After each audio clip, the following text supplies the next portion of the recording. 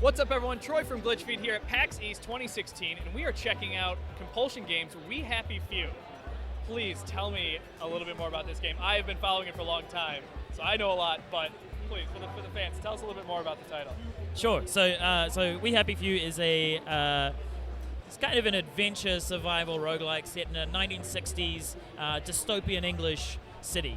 The whole aim of the game is basically to try and conform and survive in a society that is obsessed with happiness. Yeah. They are absolutely mad. They wear masks that, these aren't our masks by the way, but someone just brought them, but masks that force your face into a smile and make you feel happy. They have over here a poster of the strawberry flavored joy, which is the drug they all take to keep themselves happy.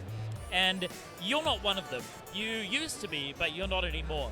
You're someone that's off their joy, off their meds, and that means you are a downer. Yes. You are a menace to society because you're bringing everyone down. And the thing about joy is when you take it, you're really happy.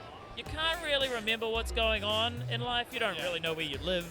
And you're very angry at people who don't take their joy. Don't conform. That's right. So being a downer is a very unsafe thing.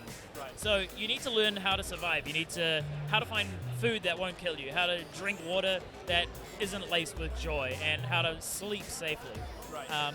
And likewise, at the same time, once you've mastered that, you need to figure out how the hell am I going to get out of here. Right.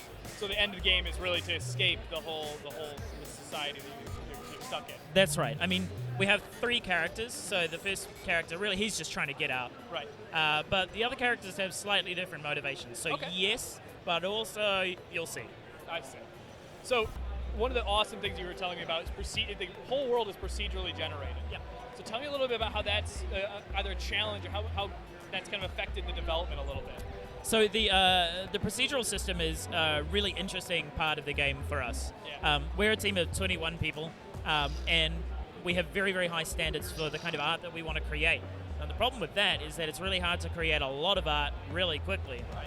So what we wanted to do was find a way to create and reuse all of the content we use in a really smart way. So the procedural system takes all of the stuff that we've built, creates a unique world for each person, and basically it means that we can create something really lively, very vibrant, with a reasonably small team, which is just great for us.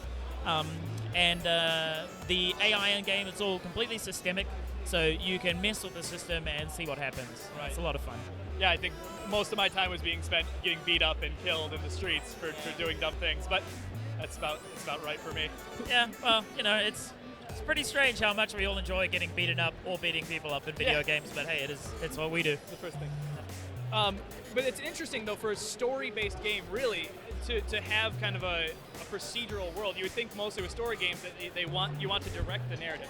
How's the story evolved with the changing world? So it's a pretty good question. The 3 characters each have their own stories that they play through. Right. And the way it works inside the procedural world is that we place various story encounters in areas. We say, go there, right, to go and proceed with the story. Problem is, you don't really exactly know what's between the 2 points. Right. Now, in big linear games, you'll have like a crafted sequence, and that's fine. But in our game, it's more like you have a procedural little sandbox environment, a world to have fun in. Sure. In between those 2 points. So you can kind of choose how you want to do it. So it's this odd mixture between roguelike and open world and story. Yeah. Yeah, definitely got the roguelike experience there too. Loot is in particular spots. I think at one point I was hunting down health and I was digging through trash cans and medicine cabinets just to try and hopefully find some health to continue the game. But it's a very, very interesting system, especially for a game with such expansive and deep narrative. So how's the narrative, I guess, portrayed, since you have the story? Is it the environment kind of reacting around you? Tell maybe a little bit about the story of that kind of regard. So you can kind of think of there being 2 parts to the story. Yeah. The first, what you would have seen is all of the storytelling that we put into the world around you. Yes. So when you're walking through the streets, you can hear people talking about stuff. They might be crying about something that's just not going right in the mean part of town. Right. Or they're all just saying, a lovely day, and we're trying to tell you about all of the lore, the background lore of the world. So there's that side of things. There are things to read, there are little encounters to find, dialogue to go with various NPCs. But then you have the other side, which is the full narrative. So that is cutscenes. That is what you would expect from a standard first-person storytelling game. We haven't shown you any of those yet. Of course. But we will soon. Soon. Yeah. How soon are we talking? What's kind of the next steps for the development plan here?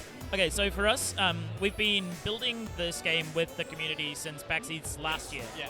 So we came here and we had some really great feedback from fans on just a small prototype, basically. We said, let's do it, let's build it. And we've been really open. So we post weekly on our blogs, and we have our Kickstarter campaign and backers playing it right now and giving us feedback.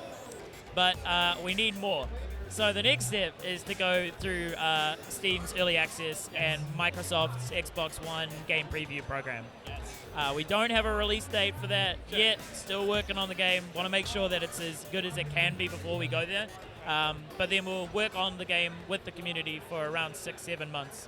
So where can they check out more information on We Happy Few? Well, it depends on how you play. If you want to keep up with the weekly updates, our website's a good place for that. So that's compulsiongames.com. Otherwise, if you're a PC gamer, we have a Steam page up, and we post up the weekly updates every week. So you can comment, check them out. You can ask us questions in the forums, that sort of thing. And if you're a console gamer, probably our website for now. But soon, once we finally get our act together and get out on the market, we'll have different ways of interacting there too. Okay. Well, I definitely recommend you check out We Happy Few. It is a beautiful and fun game to play, and I cannot wait for what you guys show next. Thanks very much. Thank you. What's up, everyone? Thanks for watching our PAX East coverage. If you'd like to see more videos, you can click right about here and check out some of our other interviews and coverage from the floor. Otherwise, hit like, comment, and subscribe below for more of our stuff. Thanks.